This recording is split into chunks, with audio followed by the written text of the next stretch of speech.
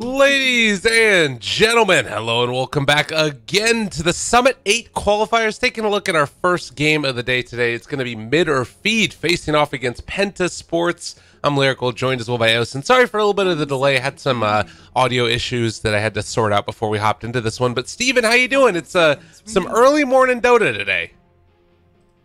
Oh yeah, definitely. I like to apologize beforehand for sounding like a robot. It is really early. Oh man, it's really early, but it's actually not really early for these two teams because they're played in Europe, and we're in the Europe qualifiers, and it's Mid or Feed versus Penta. We saw Mid or Feed yesterday. They kind of demolished Rocket Scientists. Didn't look particularly close. Penta, a much more difficult prospect, I'm sure, in this one. And in fact, we even saw these two teams play just the other day. It was a quick 2-0, if I'm not mistaken, as well, where Penta were able to take them down. But after we saw from Mid or Feed yesterday, it felt like they looked a little bit more solid than they had seemed in the series that they played earlier. Dire team pick. Yeah, definitely. Who did Penta play? So Before. Penta played they played Mid or Feed, and then they played Hellraisers, and they lost to Hellraisers, which I think was a 2-1, but I'm not sure.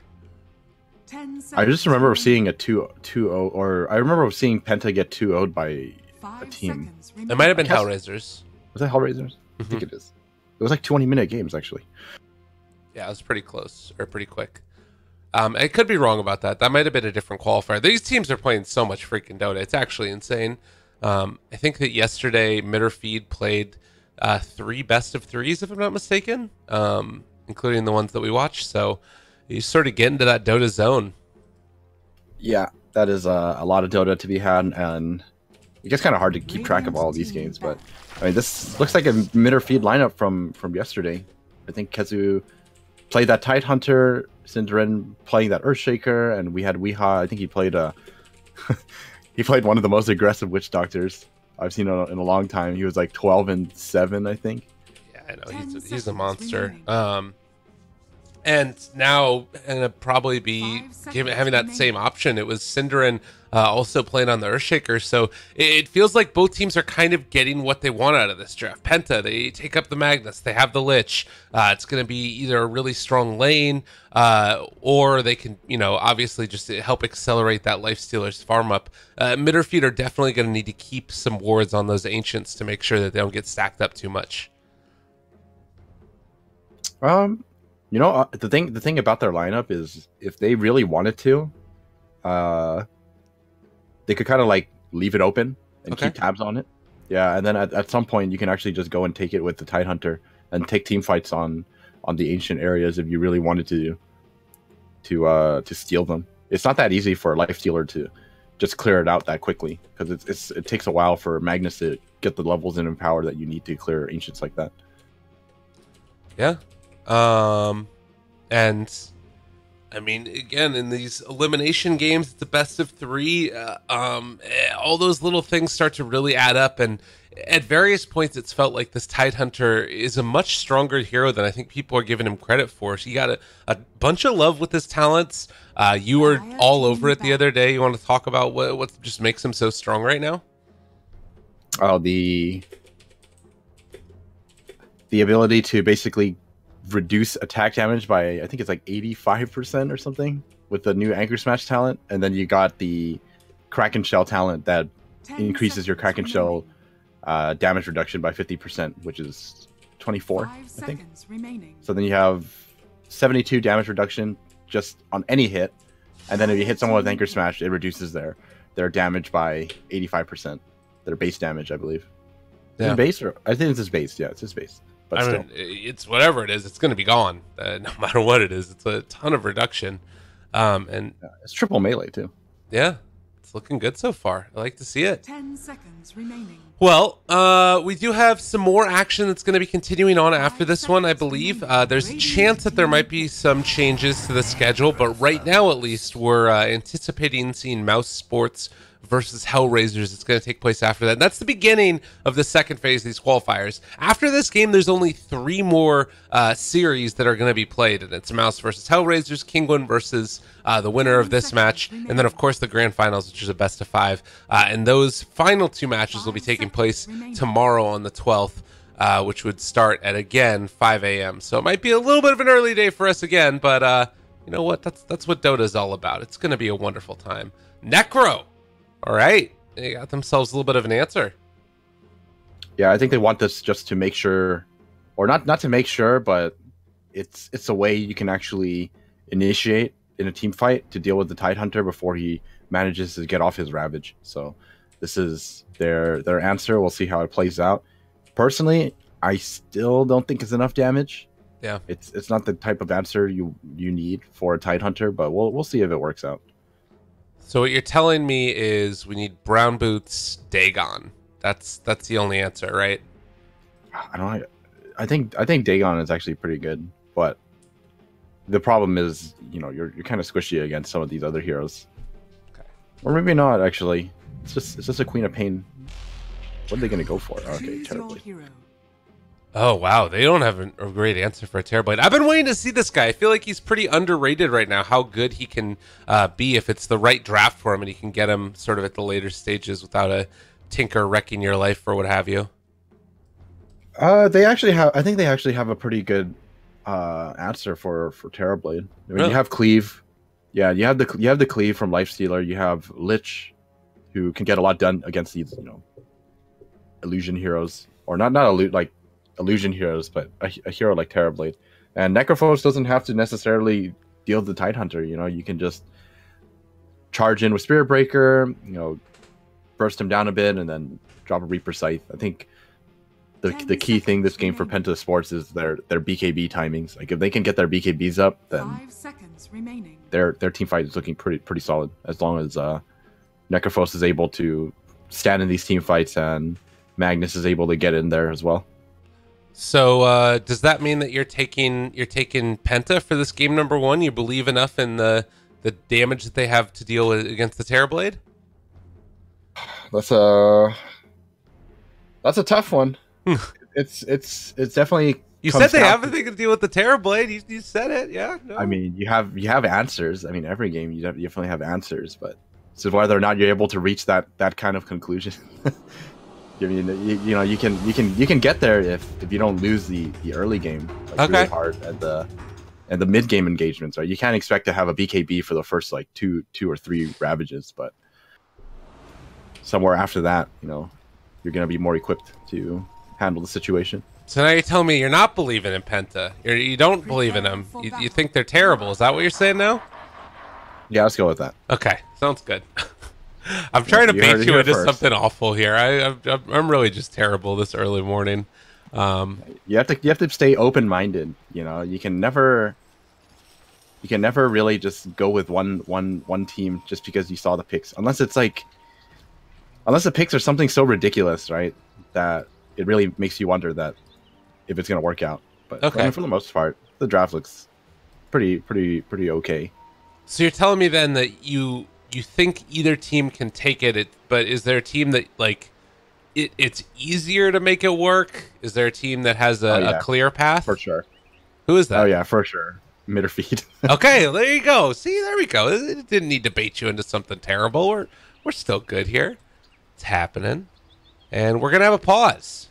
Kooky is reconnected. So that's something. Who's Kooky? Is it Spectator, I think. Probably. Observer? Caster? I don't know. But yeah, I think the thing is they played it yesterday and they played it really well simply because they know how to play around a Tidehunter. So that's your strategy here, right? Is to get your Terrorblade big, and then when you take engagements, you take it with a Tidehunter. That's what it is, right? And if you want to counter initiate team fights, you have a Witch Doctor who can cast, slow things down, a Fissure to come out. In my opinion, it feels very straightforward. It's definitely a good strategy. It's straightforward, and if they execute right, it'll work out for them. And then you look at Penta's side, it's freaking hard for It's always difficult for Magnus players to get in. You know, a lot of times Magnus is picked for Empower because of just how unreliable a reverse polarity can be. And then you have plays where you need to set up your Life Stealer or your other cores with the Spirit Breaker. There's a lot of different timings and different item pickups you need to wait for.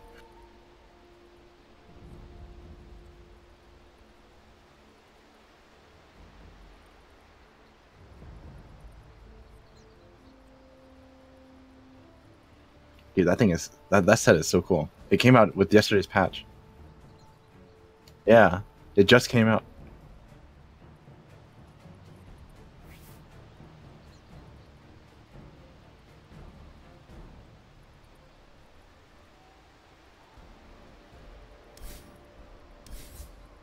I think you just go to the main page and it's like right on the front page, new treasure. You just click on that big box.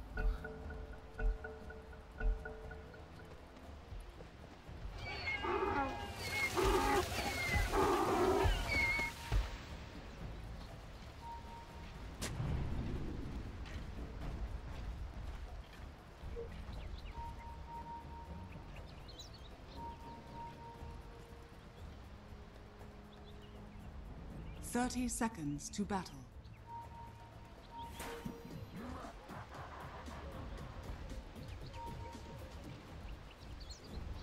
I mean, how could you possibly check?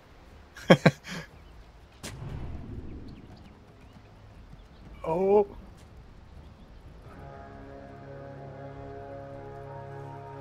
Well, they only saw the Tide Hunter. The battle begins. So this is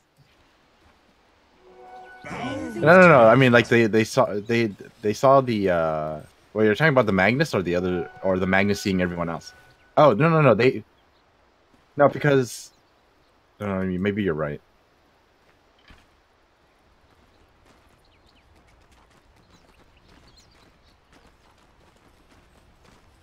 Well, I think Penta got the lane matchup that they wanted still. That's why I'm kind of wondering if they actually did see him, because of the fact that they TP'd up the Tide Hunter. Because they expected the Magnus to be up top. Under attack.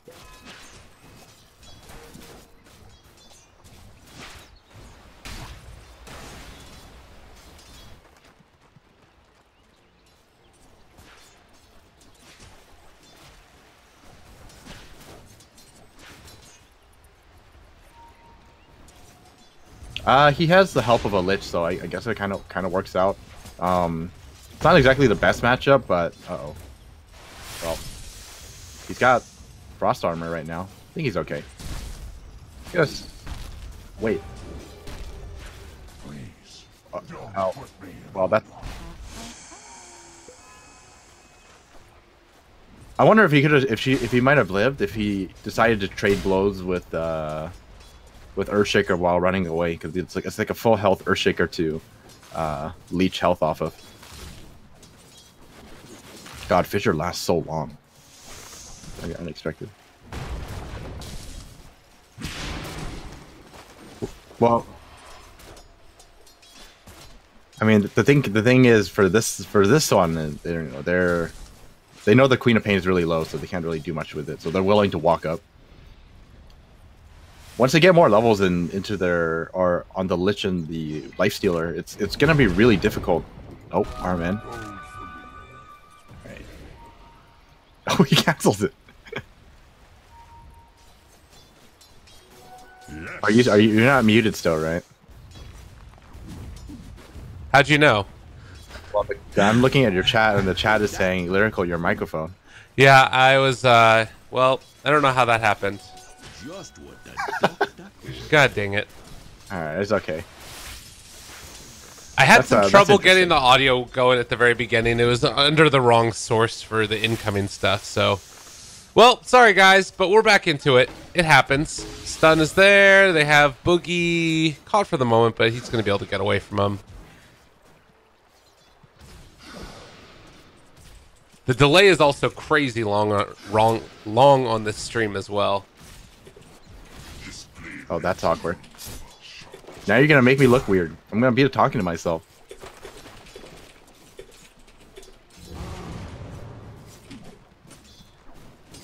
Well, despite this Necrophos versus Tidehunter matchup, I mean, Tidehunter is just untouched. Like, there's really not much they can do against this Tidehunter, it seems. Yeah. Which is kind of surprising. I thought the Necro would be able to get in a little more damage. Well, he's sort of like, I mean, he's still going to be able to deal some amount to Keizu, but I guess with just the Spirit Breaker, is that the issue, that he's always there to keep him survivable, or what's the haps? He's just kind of hiding and soaking up EXP and like, oh, DNZ. Are they going in on this? Oliver in the mid lane. He's in trouble. They're charging forward, wanting to keep him alive. Cancel does have another blink. He jumps forward, finds Oliver, but the open wounds, maybe a chance for a kill here and return onto Cancel or Cinderin. They're all dropping low. He gets the bash. They're going to be able to take down Cancel as well. Weehaw wants to kill Despero, and he will get it. Classic Witch Doctor Weehaw. Need to run away now with the Earthshaker coming in. They're still going to find the finish. So the final tally ends up being 3 for 1. This is Oliver's job in this game, just baiting everyone. Oh. That was quite the engagement. That was a lot of fun to watch. And yeah, once you get the level in Rage, this is what ends up happening to the Shadow Strike on Queen of Pain. Just doesn't really accomplish too much. And you know, the charge coming in, it's gonna be... Oh, that was so close. Yeah, Cancels the liver. He's pretty tanky right now already. This Queen of Pain, it's hard to bring down unless you get sort of that awful situation. But oh, bottom lane. Yeah, Boogie, they got him. I think he's dead. Weehaw again. Of course. So for anybody that missed it yesterday, Weehaw went 12, 6, and like 8 on Witch Doctor or something insane like that. He had the most kills in the game by far. And he just makes it happen on this hero. I'm not exactly sure how it all works out, but he was doing work.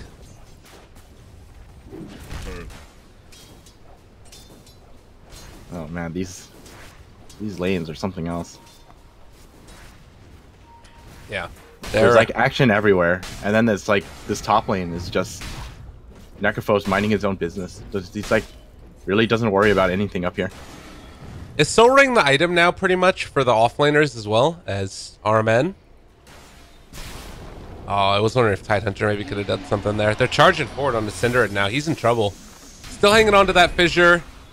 He's going to use it now. They don't connect with the bash. Enchant Totem as well. And Keizu will be able to chase off DNZ. Oh, Oliver. Yeah. Cancel. He does have points in Rage, so still on cooldown. Cancel could maybe think about going for a jump, but with a charge coming in from the Spirit Breaker, he might end up just going down, and well, DNZ cancels his charge. Does not want to fight underneath that tower right there. Dire's bottom tower God, Oliver is always under like 200 life. I'm just really worried for him. He's gonna get blink screamed on. Oh, it's real spooky. Alright, this is where you hit the golem. This is it. Hit the golem. Oh, they're shining. Alright, I mean, that's fine. That's all good. Ain't nothing to it. This is definitely the better play, but... Yeah. But hitting a golem. I'm with you. I'm still trying so hard not to laugh. Like, anytime I start to giggle or something, I just start hacking up a lung. I'm almost done with being sick, but... Oh, DNZ? Courier snipe? Does he bash it? Nah, they got the shield. Can you still bash couriers? Am I crazy? I think you can, but it doesn't do any extra damage. Nah. I think. Yeah, I'm pretty sure it doesn't. Well, another jump away. And they might think about chasing for this one fully. Blink is only at level 1 right now. The TPs are going to come in. And after they force that TP rotation, they're going to back out. Meanwhile, bottom lane, tower's brought down to 400 HP, and Tomato looks like he wants to fully commit for this one as he's brought in his illusions. They also have the Lich in the area. Boogie pops the haste, goes to the RP, ends up getting canceled. Great play there as well, but Tomato still might be brought down as 9 was in the area, and Weehaw not able to save his buddy. Need to run away now, trying to dodge through the trees, but it's not going to be enough. And Boogie helps to find a double kill for 9. Oh, great play from Boogie. Despite that unfortunate cast coming in, canceling his RP like twice, still makes it work. Very fortunate to have a haste rune there. Oh, and look at the value. Hits the shrine, gets the stack while he's doing it, and meanwhile, in the jungle, Armen being chased by Cinder, and he drops down a ward as he goes up to the high ground, but we'll call off the pursuit. Oh, so far a great start from Penta. They're getting a lot done on the map. Getting the levels they need. Staying up on farm. Necro is really big, and is continuing to keep up that farm. And oh, Weehaw. What? Juked. Jukes and Jukes. 9. Does he find him? Oh, hello, buddy. How you doing? And there's the charge. CP cancel. And they're going to find the finish. So 9, another kill here. 3-0-0 with 58 last hits at 8 minutes. Or 9 minutes roughly now. He's going to get a last hit on the tower as well. Feels good. Bam. Veil done. Going for the hood next. This is the exact type of lineup that's built to snowball and start taking objectives and just dominating around the map. Cancel's almost level 6, but not quite. Does have Blink available and going to be able to jump away from him there. Thinking about charging again. They got one bash. Can they find another? They do have a coconut. It's going to start to bounce now and almost able to find DNZ. Cancel. He gets hit. DNZ should live through this, though. I don't imagine they have enough damage there to kill him off. Ultimato takes the tower. Raindrop is OP.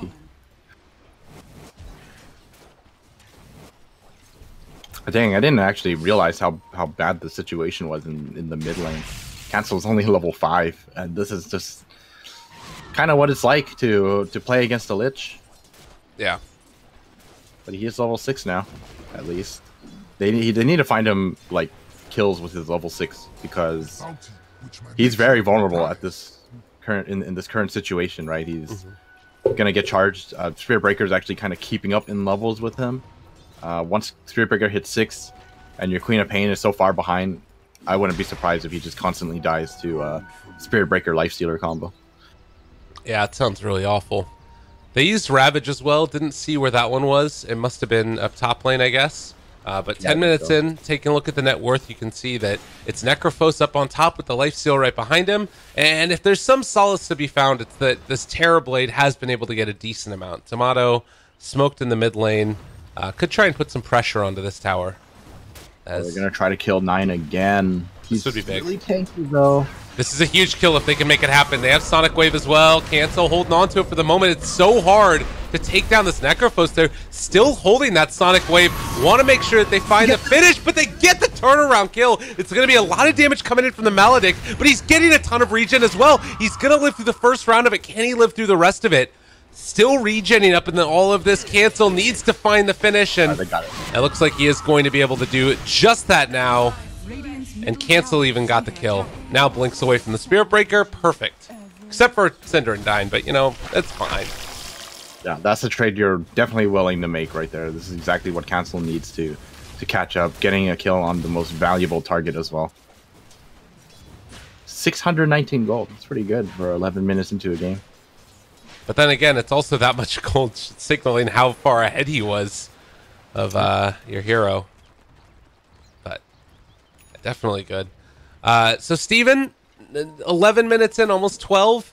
Do you try and go for some more towers now for Tomato, or do you need to wait for Sonic Wave to be back up? I think you could go for it. It just depends on where this Tidehunter is going to move around. I think Tomato is just going to have to siege very slowly if it's by himself. And if they do commit like 5 heroes, then sure, you can go for that whenever Ravage is up. I think they're about to get this tower denied as well in the bottom lane. Cancel. Just going to get bashed and then bashed on his charge out. Necro gets the tower deny. So in spite of the fact that they're down 2k gold, they're up 2 towers to 1 and looking to maybe finish off a third in mid if they want to.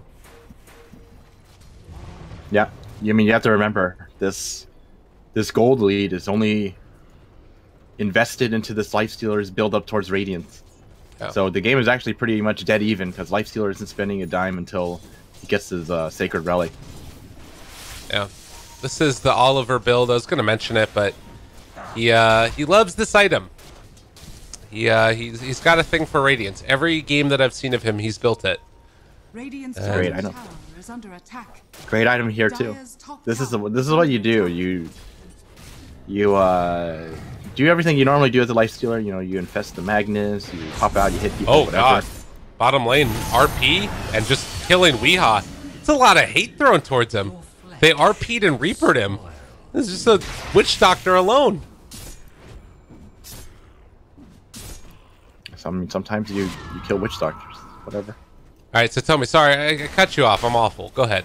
It's not a problem. I don't even know where I was going with it, but You're Radiance Lifestealer. Basically, between the Radiance, the Veil on Necro, and the Heartstopper aura, you can kind of just like sit in a Necro and just do a ton of damage. Okay. I can dig it. Well, they don't have RP anymore. They do have Blink Skewer, but Keizu has Ravage, so that could be a scary ordeal walking forward into that. Oliver moving forward again. He doesn't have that Relic yet. They're trying to bring down 9, trying to bring down the tower. He's taking a lot of damage. Synderen is here as well. The turnaround could come. Coconuts are going to bounce back and forth between DNZ and the Magnus. And Tier 1 tower still alive. Oh, Boogie has a regen. He can Blink Skewer now. Oh, looking for the opening. They get the gush on him, though. And it looks like these towers are going to not fall as Metamorphosis wears off. God, Frost Armor is so annoying. That's pretty ridiculous. It's just one level and it still feels so effective. Yeah. So, 15 minutes in, roughly. Cancel. He's got himself a Helm of Iron Will, building towards a Veil. Radiant's middle tower is under attack. And Keizu is going to TP into the Tier 2 tower, expecting that they're going to need to defend this. But right now, Penta is all set up around it. It's hard to kill this Tidehunter, though. It's never easy. I mean, the thing is, they can't go on this because in the very, very high chance that they fail to kill him, I mean, people are just going to TP into a Ravage, right? Oh, Weehaw. Ooh, he gets down a ward. They see it all. They see Boogie right now. Do they want to go on this at all, though? There's going to be the catch. The Witch Doctor ultimate as well. They force him back. The stun is there. DNZ in trouble. Reaper's Scythe used as well. They're holding on to the Ravage now. The Fissures come out as well. Do they want to fully commit for this? They could think about going for it, but they're still holding that Ravage. A lot of patience shown, and maybe just holding on to it because they know that top lane, Tomato was able to get some damage onto this Tier 2. This is definitely a good amount of space for Tomato. This is a lot of damage on this Tier 2 tower. Okay, RP, they pull back in 1, but Keizu walks forward, hits a Ravage onto 4. Now DNC just melts, and Sonic Wave connects onto 9. They run out, so it was a Blink RP, but don't know if it's going to end up mattering. This 9 also has a Force Staff, might need to use it here in just a second. He's back up to full HP. He turns on the cancel. Chain Frost is there as well. He's going to blink away. Fissure separates 9 from the rest of the herd. Lich manages to find the deny on the Tier 1 tower. And now everybody else just going to run away. Boogie, pull back. All right, Synderen in trouble. How's that go? But just going to throw out a Fissure and probably allow his life to end.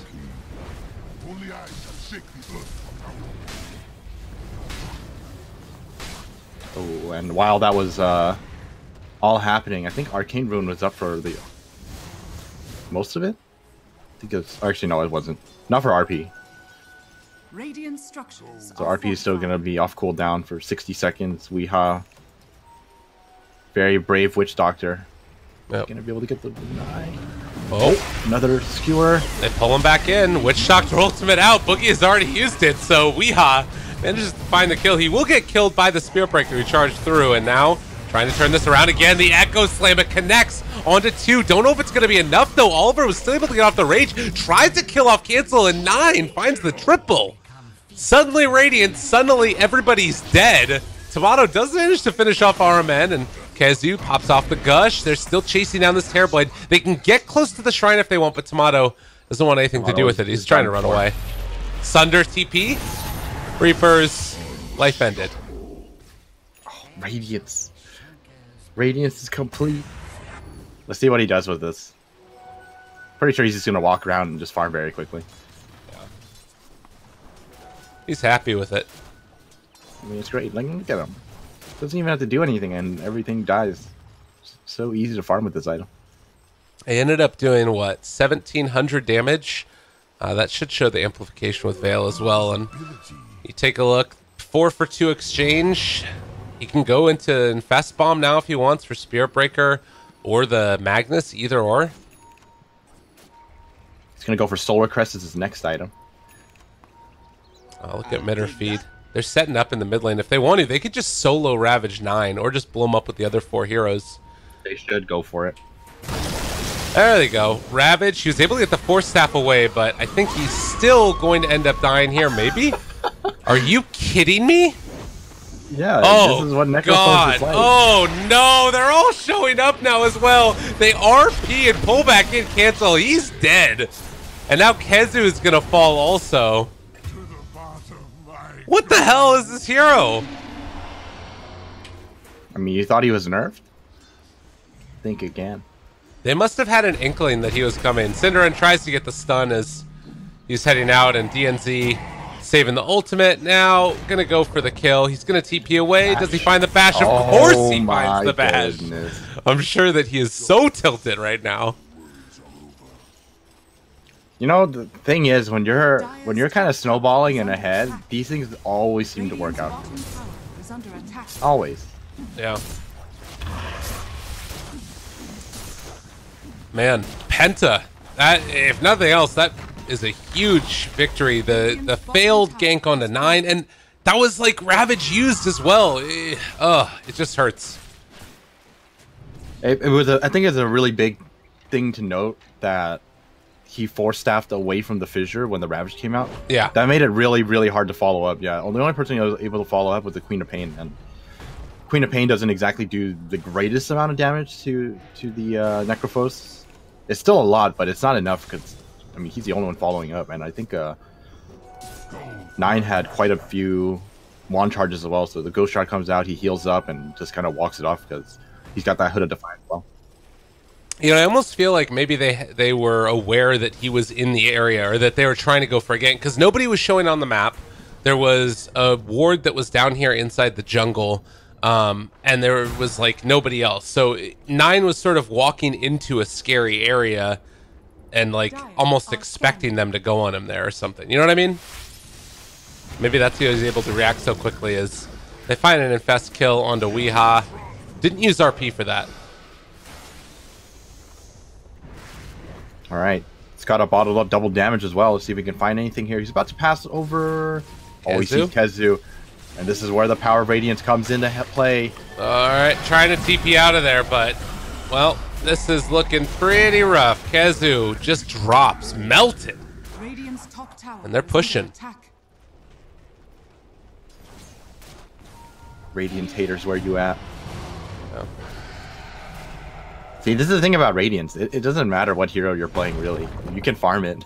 Yeah. It does it so much. And as long as you can farm it and stay alive in fights, it does so much. DNC in a bit of trouble. Cancel's going to try to chase him down. Yeah, he's dead. I yell in his face a little bit. Cancel wants to play catch up here. But that does also signal to the rest of Penta, hey, there's a free Weeha here. Tries to juke around it, but yeah, it wasn't going to ever be enough. Yes. So 22 minutes in, 7-20, and a 9,000 net worth lead.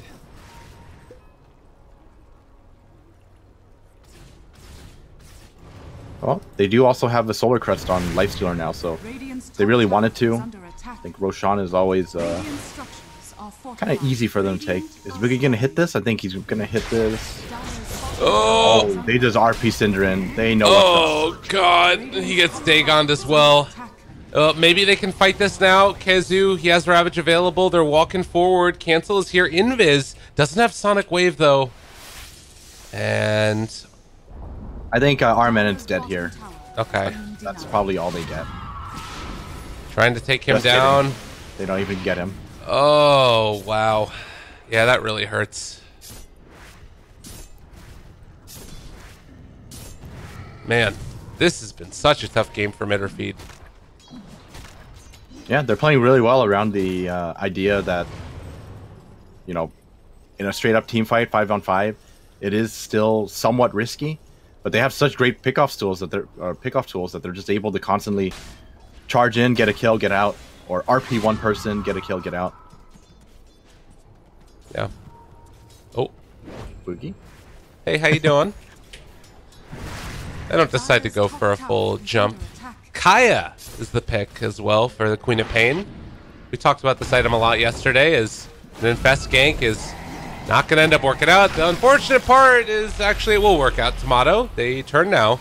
Oliver taking a lot of damage. I guess that is something else that's good about Mitterfeed's draft. Like, Terrorblade deals quite well with Lifestealer. Oh, Boogie. Echo Slam mid lane, although they also have the Ravage out. Can they make it work? They all start keeping Boogie out of the fight by getting that on top of him. There's the jump in, though. Are they going to have any follow-up? There's the Chain Frost. They find another kill. 2 dead, but Terrorblade, he's metamorphsed. Can they do anything else with this? The coconuts bounce back and forth between DNC. Tomato is doing a ridiculous amount of damage in this fight, but 9 is just going to stand tall and turn around. They've taken down the Lifestealer, but they don't have any more form of control. And in fact, if they're not careful, they might end up losing more. Again, coconuts bouncing, but not really towards anything of significant, and Kezu is going to be brought down. They went on the wrong Magnus, I think. Oh, that almost looked like... I mean, to be fair, that's still a pretty good fight for Mitterfeed.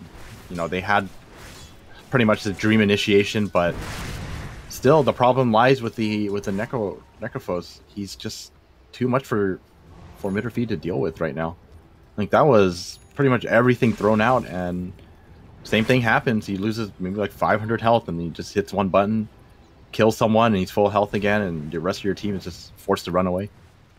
And he's got that Dagon down like we were talking about. Not only a way to deal with illusions, but also pretty much everybody on the Radiant team now is susceptible to getting bursted. Maybe not the Tidehunter, but even he doesn't deal that well with like the Lifestealer, who's just going to eat him up anyways. Yeah, and once the Lifestealer picks up more of these items, survivability items, I mean, he's just going to be like another Necrophos on the team where you just can't really finish him off early on, and then he just kind of recovers one way or another. Boogie, Shadowblade done. They are maybe going to try and take out this Ancient stack, which is only a 3 stack now. Oliver is going to go to finish that one off, or at least try and take it down. Charge comes through, and more injection of net worth into this Lifestealer that's become such a difficult thing to deal with. If he can finish off a Halberd, that'd be quite good. He's going to go for the Sanjin Yasha. I mean, look at his talent. He took the 35 movement speed, over 30 damage. Oh, God. So he's fully invested in this Radiance build. Okay. And even without the 30 damage, I mean, he still does a ton of damage with the Empower. Uh-oh. They're underneath the ward, though. This is pretty good. The Echo Slam, the turnaround, everything. They all blow up in an instant. That's both cores down. They don't have buyback. Now the chase for more. Chain Frost is out, though. Tomato slowed for the moment. They're trying to take down this Quap. Cancel able to live through that, though. And now they turn on to 9. He just gets melted as well. Can they kill him off? All right, DNZ trying to keep Synderen under control. They want to move in and help him out, and they're going to give up instead on the Necrophos. But 3 dead in a matter of seconds and no buyback at all. They just walked under a ward. That was very, very surprising to see them take that route. They walked up a hill, like you said, under a ward, and that cast just destroyed them. They just ate the full combo from Mitterfeed. This is kind of that team fight potential I was talking about, where it's just very straightforward, right? You play around the Tidehunter. If he hits a Ravage, I mean, that's the end of your team. And unless you have a way to deal with the Ravage, it's not going to be an easy team fight. And Penta do have answers for it, but Oliver unable to react or to rage in time when he walked up the hill. Man, that was a hell of a turnaround, and I mean, you look at it, it's around a 6,000 gold swing. Maybe we're going to be at the almost like a 5,000 net worth swing over the past couple minutes. And like you said, this is a lineup that has answers, particularly once they start to get more of these mobility items. Cinderin's going to have a Force Staff done now. For the TB, he's got Aegis to help him farm to that next item, where right now you can see he's building towards the Scotty and then afterwards Nullifier. If they get into these items, I'm starting to getting worried for Penta. Oh, definitely. This game is, and in my opinion, this is definitely anyone's game right now. I think Penta were a clear favorite right before that team fight happened, and after that happened, now they have an Aegis, and Tomato's at the point where Terrorblade can definitely carry you with this amount of net worth. He's still behind some of the cores on Penta's side, but Chain Frost, RP onto 2. The Chain Frost isn't bouncing though. The Echo Slam to turn it. Oliver got off rage though. Sonic Wave, it connects onto 3 of them. They're still able to get a good amount of control, but they can't bring down Boogie. He's still living through all of this, and well, Cancel jumps forward, not going to end up taking him down yet again. He lives. Cancel still in trouble, but he's able to get the jump to the high ground. They got the charge off first though, and now they get the ultra kill. Oliver, he does a lot of damage. well, Raz, they secure that big fight as well as Roshan. They go straight into another team fight without their needed cooldowns, as well as Tomato being there. That was a 4-on-5 fight without the Ravage. Ravage is, they still do have Ravage at least, but They have the Aegis as well. It's the other big thing. I mean, I don't know if it's a thing to fight without your Terrorblade. Oh, Terrorblade doesn't have TP, so this is problematic. What? Tomato. They're gonna fissure. He's running down. He does have Metamorphosis also, and I guess that they are scared off. The plus side of it is Tomato wasn't actually showing in lane, so he was able to get farm done and still send this illusion off to push the top lane out.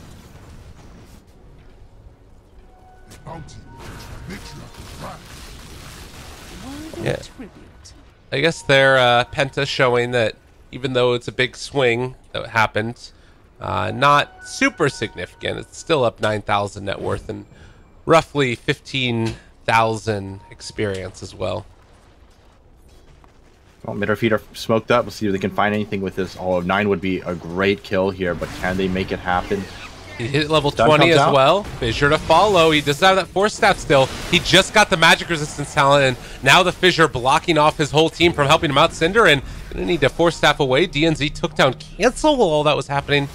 Where did the Queen of... how did the Queen of Pain die over there?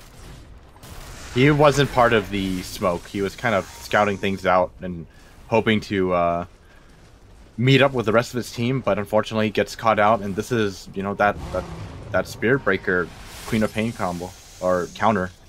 You know, you just get charged, and if you're behind, it's just lights out for you. Man, it's been a rough game for her. She's almost behind Cinderin. Yeah, Queen of Pain Cancel has nothing in this game. It's got 8,000 net worth. It's less than half of the 2 other cores on Penta's side. So do you just like ban out Lich next game regardless of whatever else is happening? I feel like this hero just makes it so difficult to play Dota. I don't think so. I think, like, while Lich was a big problem, I think there were other factors in this game, you know, leading to their deficit. What would you identify as the big problems? I think I personally definitely underestimated this last Necro pick. I thought like they had the answer for Necrophos, like maybe not like the best answers, but still able to deal with him. But I mean, with his safe lane farm and his great start, he reached this point where he was just so difficult to take care of. They dropped everything on him that first time. They managed to kill him off, but after that, there really wasn't any more of that. And he was just able to just constantly keep up his snowball going. And I mean, look at him right now. He's got Dag on 3. He's gonna go for. I think he's dead though. He's gonna smoke into him. They're gonna charge out. They have a newly finished nullifier as well. Uh-oh. DNT. Walking forward for it. Fissure. Oh, Not going to be there. Hit.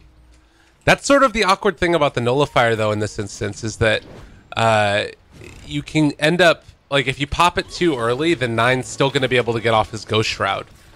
So they need to wait for Ghost Shroud to come out, then use nullifier, so that way he can't use his items, and he can't, like, he'll get purged, but, like, if he gets his item, he'll usually get his items off first anyway, so it kind of doesn't matter. It's a weird one. I think you just wanted for the dispel. Yeah. Oh, good fissure block off. But he's going to run to Keizu now. Keizu still holding on to that Ravage, waiting for it. The mechanism comes out as well. DNC in an awkward spot. Can they take him down? He's going to be controlled for the moment. Keizu gets the Ravage off last second. Witch Doctor ultimate as well. There's the Echo Slam. Sonic Wave on top of it all. 3 gone again, and that's all the cores. Huh. Well. I think you were telling me that's... Oh, bottom lane. Queen of Pain gets the kill as well. He was there. He was ready for that charge to get away from that team fight. And all of a sudden, I mean... They're going to push high ground. The buyback status as well. They buy back on 2, but they don't have it on the other 2. You were telling me about Cinderen's Earthshaker getting work done. This is Cinderen salvaging the game for his team right now. They still have RP. Oh, God. But if they come in to take this fight right now... Without... Alright, they're going to back out. So they force the buybacks. They're going to call it good there. Mid feed still showing they got it what it takes. Yeah, his Earthshaker has been really solid. Yeah, definitely. And another really important thing to point out is the fact that they dumped everything on that Tidehunter and he still managed to get off Ravage. Like, that was so close. Yeah. I can't stress how close that Ravage was. I think he had like 100 health before going down and getting off his Ravage. And the thing is, he's getting closer and closer to the level 20. Get that 24 Kraken Shell block. It helps a ton in surviving against the right clicks. You know, I wonder how good it would be for one of these guys to build a sheep stick as opposed to another next item, just to make sure he can't get that Ravage off. You know what I mean? I don't think it's like necessary right now. I feel like they definitely do have the tools necessary to kill him off. They just... There was definitely a couple of weird plays coming out from Penta. One of them being Oliver, like... I think he used it in Fest when he saw the Terrorblade. Like, he jumped into a creep with the moment he saw Terrorblade because he doesn't want to get reflected. Right. Yeah, reflected is really, really bad for Penta because of the radiance on the life stealer. So, here we go again. This is the start that they need. Oh, they don't have detection. He's going to throw out the fissure. Nonetheless, they jump back. They're all there, though. Boogie looking for the opening RP. They get the Yule Scepter. Oh, they hit it precast. And now trying to get out of there again. They're bouncing back and forth between coconuts. Boogie still getting his Blink Dagger disabled. The Echo Slam, it does enough damage, but they still catch 2. Cinderen is going to die, which means 9 is going to have all the regen in the world. But can they take the rest of these heroes down? They're able to take down 1. Now the Chain Frost bouncing back and forth. The gem is on the ground. They get the Ravage off. 9 in trouble. He's going to end up falling, maybe. They get the Nullifier off, and that's going to be enough for the finish. Great hold on that one. RMN, he ends up dying also. Lifestealer, the only one left alive. And they are going to be able to take down this tier 2 tower off the back of it. None of them have buyback. This could be Lena Racks. Oh man, you're definitely seeing the strength of the Terrorblade now as well. They were able to get off their spells to keep them pinned down for a long enough period of time. Oliver, whoa, you are... He's crazy. Okay, well, he's extremely fast at the same time. He's just And speedy. honestly, if they realize that these heroes don't have buyback, they know at least 2 of them don't. Do you even think about just going tier 4s? I think you go for another lane of Rax instead of tier 4. Alright. Oh, they're going to listen to you. And going for that tier 3 tower. Barracks next as well. What was once a 10,000 plus net worth lead is now swing back into the favor of Mitterfeed, and they have pulled themselves back from this game. God, really cool stuff from them. Man, this game was something else. This game was something else. Dire's top shrine is under attack. I mean, you're talking like it's over. Is it over? Can they come back from this point? Dire's top shrine has fallen. Well, I mean, it's like you said, it was from a 10,000 net worth lead, and now it's 10,000 in the other direction. And sure, they definitely do still have, you know, a way back into this game, but it's not very easy to take team fights with this lineup versus the big Ravage from the Tidehunter. Yeah. Man. Just a couple of great ultimates. Kezu not getting taken down in a couple of these fights and able to get off a Ravage. Cinderin, holding on to his Echo Slam at various points and then using it in the perfect instance. Just looks really good. And Penta now trying to go for some type of a backdoor play. Radiant realize that they're all in this area. And trying to jump 9 from the back. Walking forward. Kezu, he has Ravage back up now. He's going to get taken down. Okay, that's a good start. The RP's on it too as well. The Chain Frost is bouncing back and forth. They're losing them all. The Echo Slam from Cinderin, but that might just be for him to die. So 3 are gone. Penta fighting back hard here. Yeah, and this is exactly what they needed to do earlier on. They needed to. Oh, this is really bad. If they can get him dead. I mean, Tomato has buyback as well. He gets the Sunder off. That coconuts are going to go out again. Oliver, is he too far forward? He's slowed up by the Scotty. Really hard to deal with, but he does get the rage off. Slowed again. They've got all these creeps in the area. They'll walk forward, cancel. If he dies here, if anybody dies here at this point with no buybacks, it's going to be a disaster. They mute him. They're able to get him. Great play there with the Nullifier again. Once he pops that Ghost Shroud, there's nothing left to do. And Oliver trying to run. He is very speedy. But they've eventually found him. Cancel, turned around upon now as well. Eul Scepter back up cooldown very shortly. They found themselves DNZ. And going to be able to take him down as well. So that's 2 more dead, no buyback. And creeps inside the base. Time to push again. Yeah, I think this is where you heal up and walk down the... You either walk down the mid lane or the bottom lane, right? Or are they going to head for Roshan? Looks like they're going to go for Roshan. So they're going to take the safe route. I don't know if they actually realize or who does and doesn't have buyback. I mean, I think the scary thing is that you did just buy back on your Witch Doctor and your Earthshaker. So maybe it's better to make sure that you can get like the Aegis onto somebody here. Well, I think the thing is you give it to Tomato, right? And then it's like, okay, well, we can just all in on the siege and still be okay if things go south. Oh. That Echo was dodged by a Rage. Didn't see it, but nicely done. By the I think that's kind of a big thing. Missing that Echo and not getting anything out of it. I think they might have to wait for it if they want to be really safe. Took the Fissure range talent as well. Cinderin. Oh, long range Fissure, but they'll back out. And Middle Feed looking for one final round of towers to take while Boogie pushes this top lane.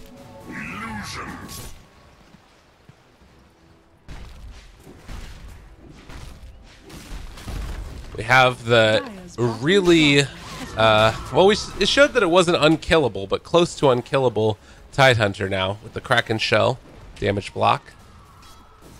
I mean, it's just for physical damage, though. I mean, you saw what happened last team fight. He got.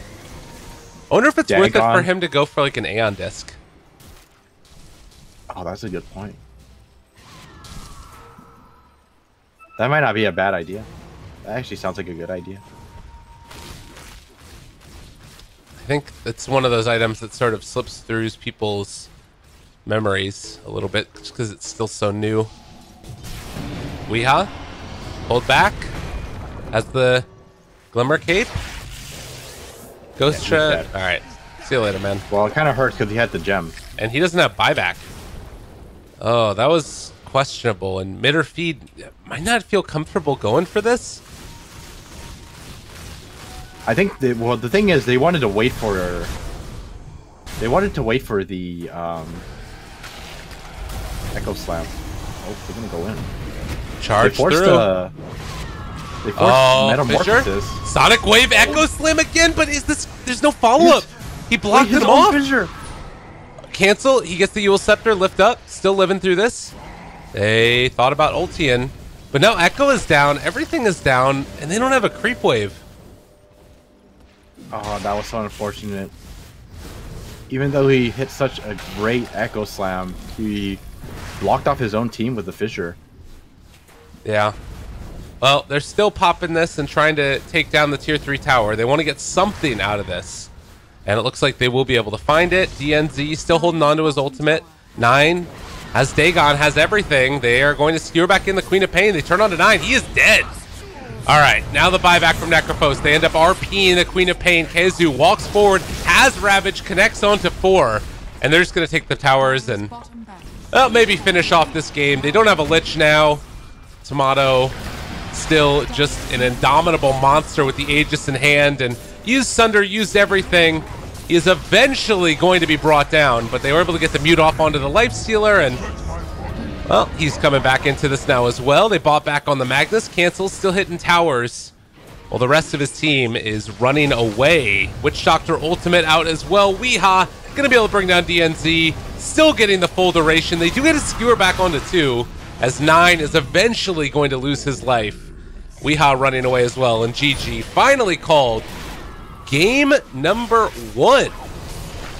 Minner Freed, pull it out. Yeah, I think this game definitely was kind of like... kind of shows you how strong Terrorblade can be, even when you're behind. As long as he kind of maintains this farm, it's always possible, you know, to have that turnaround in the game like this. For sure. And even though they ended up with like 18 kills on 9, 10 kills on Oliver, all this damage dealt and net worth acquired, it didn't end up working out for them, and you can just see the story of it in the graphs.